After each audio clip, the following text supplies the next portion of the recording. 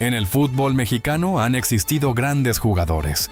Jugadores técnicos, desequilibrantes, jugadores con garra, con talento y, sobre todo, con mucho carácter. Pero hubo uno que fue todo eso y mucho más. Un delantero con un remate exquisito y mágico. Un futbolista que enfrentó la adversidad, que rompió paradigmas para el jugador mexicano y que terminó escribiendo su nombre en la historia como uno de los mejores futbolistas que ha dado el país azteca. Su nombre es Hugo Sánchez, el Macho, el Pentapichichi. Un goleador con un remate tan descomunal que durante sus mejores años llegó a convertirse en uno de los mejores delanteros del mundo. Un futbolista capaz de marcar de primera intención, de inventarse una chilena donde parecía imposible y de convertir cada centro al área en una amenaza. Pero detrás de las volteretas, los goles y los trofeos, también existió un hombre que tuvo que enfrentarse al rechazo, a las críticas y a una personalidad que muchas veces generó controversia, pero que también terminó siendo su armadura. Por eso, hoy en Pamboleiros, vamos a repasar su leyenda, desde sus inicios en México, sus acrobacias, su llegada a Europa, su explosión con el Real Madrid y esa mentalidad que para bien o para mal terminó convirtiéndolo en el mejor jugador mexicano de todos los tiempos. Quédate y repasemos la historia de Hugo Sánchez, el Niño de Oro.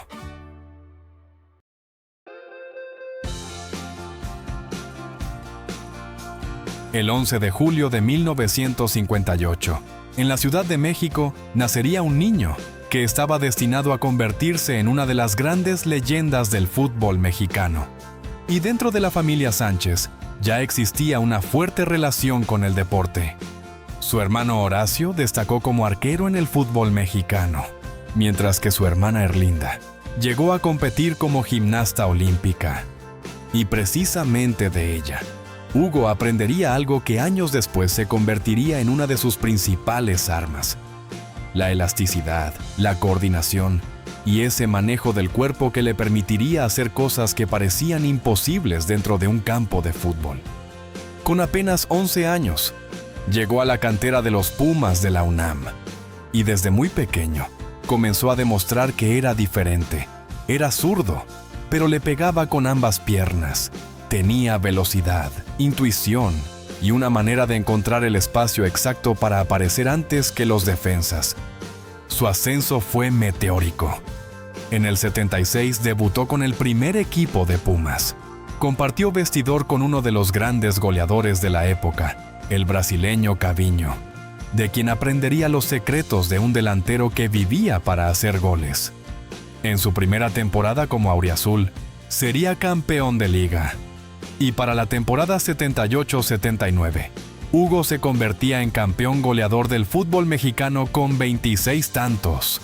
El Niño de Oro tenía talento, pero también una gran personalidad. Uno de los episodios más recordados ocurrió con Ricardo Lavolpe, entonces arquero del Atlante.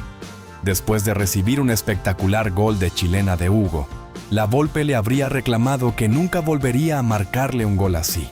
Y Hugo, fiel a su estilo, no se quedó callado.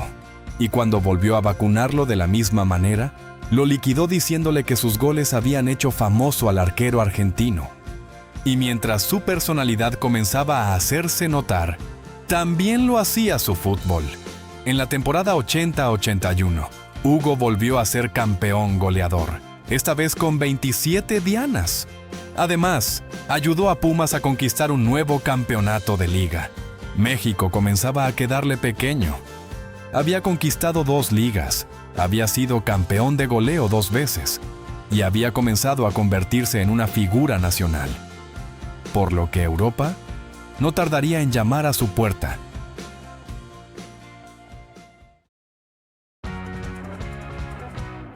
Antes de continuar, si te gusta nuestro contenido, déjanos tu like y súmate a Pamboleiros. Cada día somos más y más en esta tribuna. No olvides marcar la campanita de notificaciones para estar alerta de cada nuevo video. Y sin más, continuamos.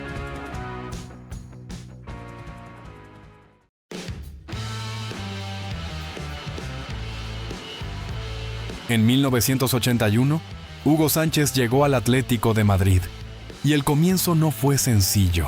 Parte de la afición colchonera cuestionó su llegada. Incluso tuvo que soportar episodios de racismo por su origen mexicano. Pero lejos de quebrarse, Hugo demostró en Europa que tenía una personalidad enorme. Y ese ego que tantas veces fue criticado, el macho lo convirtió en su coraza. Él estaba convencido de que pertenecía ahí, y estaba dispuesto a demostrarlo. Poco a poco empezó a hacerlo. Hugo no era simplemente un delantero que esperaba los centros. Tenía una obsesión por anticipar al defensor, atacar el espacio y rematar antes de que el rival pudiera reaccionar. Además de su técnica extraordinaria en las chilenas, que deslumbraron al fútbol español con su espectacularidad y terminaron renombrando el remate como la Huguiña. Para la temporada 83-84, Hugo ya era uno de los delanteros más importantes de España. El Barcelona se interesó en contratarlo, pero finalmente decidió no hacerlo. Hugo tomó aquella decisión como una ofensa. Llegó a decirle a los emisarios del Barcelona que lo terminarían lamentando, y que la siguiente temporada les costaría el doble. Y vaya que lo hizo. En la temporada 84-85, Hugo Sánchez se convirtió en pichichi de la Liga Española con 19 goles. Además, fue pieza fundamental para que el Atlético de Madrid conquistara la Copa del Rey. Los hinchas que lo criticaban al principio terminaron aplaudiendo sus goles. Pero ese romance con la afición colchonera estaba a punto de terminarse.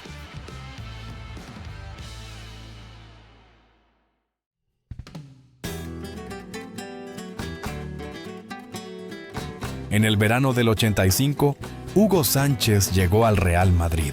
Y para los aficionados del Atlético, aquello fue difícil de aceptar. Su ídolo se marchaba con el vecino de enfrente, pero Hugo buscaba grandeza, y el Real Madrid le ofrecía el escenario perfecto para construir una leyenda. El mexicano llegó a un equipo que estaba comenzando a vivir una de las épocas más importantes de su historia reciente. La Quinta del Buitre comenzaba a tomar protagonismo, con Butragueño, Michel, Martín Vázquez, Sanchís y Pardesa. Encontraron en Hugo al hombre encargado de transformar aquel fútbol en goles. La adaptación fue inmediata. En su primera temporada como madridista, Hugo ganó la Liga, la Copa UEFA y terminó otra vez como pichichi con 22 goles.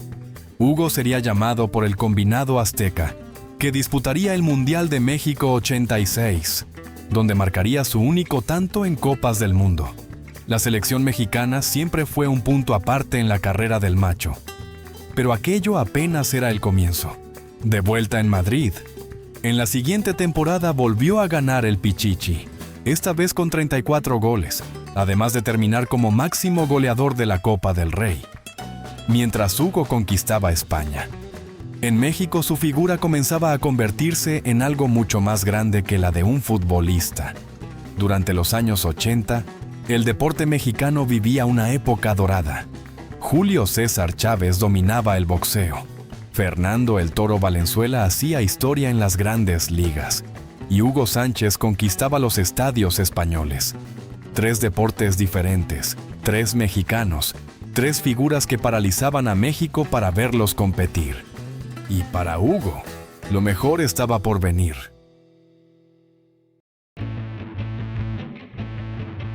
El Real Madrid continuó dominando España, y Hugo siguió acumulando títulos de goleo.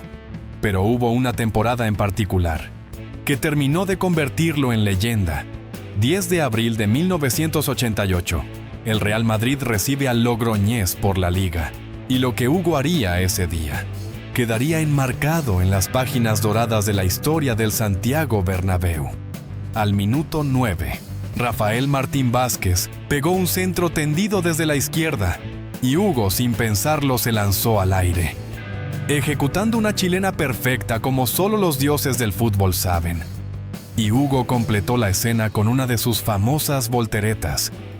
Aquel gol quedó grabado como uno de los más espectaculares de su carrera. Pero el macho subiría el nivel aún más. En la temporada 89-90, marcó 38 goles en Liga y lo hizo de una manera extraordinaria. Metiendo los 38, pegándole de primera intención. Hugo simplemente aparecía, calculaba la trayectoria y la metía a un toque. Era la máxima expresión de un delantero, que había convertido el área en su territorio.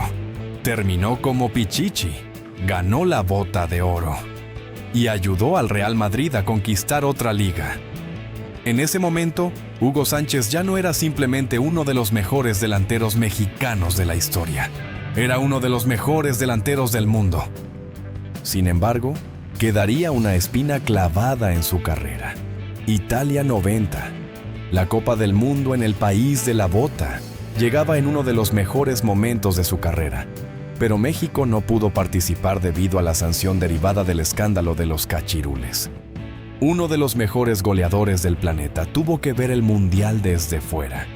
Y esa sería, sin duda, una de las grandes historias que marcarían su relación con la selección mexicana.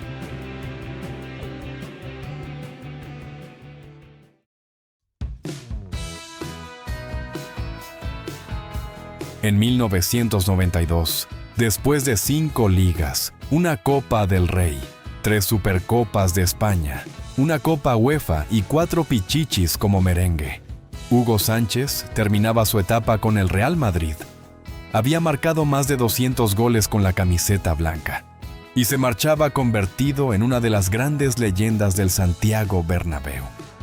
Regresaría a México para jugar con el América, donde conquistó la CONCACAF. Posteriormente volvería a España con el Rayo Vallecano, pero su historia todavía tendría algunos capítulos más en México. Uno de ellos llegaría con el Atlante, donde curiosamente volvería a encontrarse con Ricardo Lavolpe. Su némesis.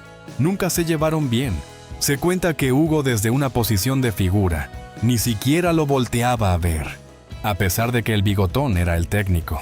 Y antes de terminar su carrera, Hugo disputaría el Mundial de Estados Unidos 94. Pero la selección sería nuevamente una historia aparte. En aquel torneo, México quedó eliminado frente a Bulgaria en penales. Y uno de los recuerdos más polémicos fue la decisión del técnico Mejía Barón de no meter a Hugo en la delantera, queriendo que ingresara en la media. Un jugador que un par de años atrás era el 9 del Real Madrid.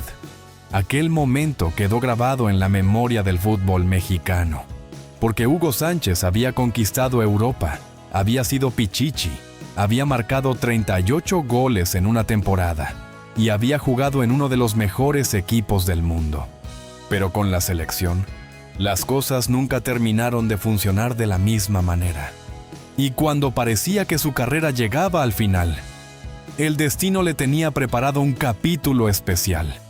En Celaya, Hugo se reencontró con 2 viejos compañeros de aquella generación dorada del Real Madrid, Michel y Butragueño, 3 futbolistas que años atrás habían sido protagonistas del fútbol europeo. Engalanaron la Liga Mexicana por un corto tiempo. El 29 de mayo de 1997, el Real Madrid le haría un partido de homenaje contra el Paris Saint-Germain. El resultado fue 4-1.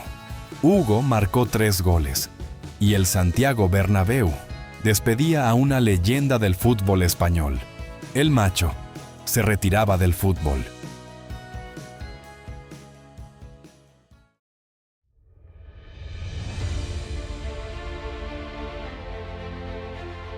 Hugo Sánchez es, sin duda, el mejor futbolista mexicano de todos los tiempos. Un jugador con unas condiciones físicas extraordinarias, una técnica espectacular y una capacidad para definir adelantada a su época.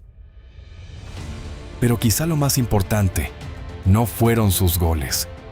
Fue su mentalidad, porque Hugo enfrentó rechazo, críticas, derrotas y decisiones que muchas veces jugaron en su contra.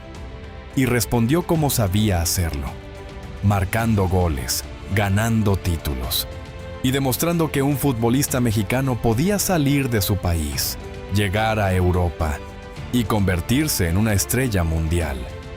En el Real Madrid se ganó un lugar en la mesa de grandes delanteros como Di Stéfano, Raúl, Benzema y Cristiano. Y no solamente por sus estadísticas, sino porque dejó una imagen imposible de olvidar. La camiseta blanca, el dorsal 9, el balón entrando a la red y Hugo Sánchez cayendo de pie después de una voltereta. Porque Hugo Sánchez no fue solamente un delantero, no fue solamente un goleador y tampoco fue solamente un futbolista espectacular. Fue el hombre que demostró que un mexicano podía conquistar Europa a base de goles. Fue el macho, fue el pentapichichi, fue el niño de oro, el señor gol. Hugo Sánchez.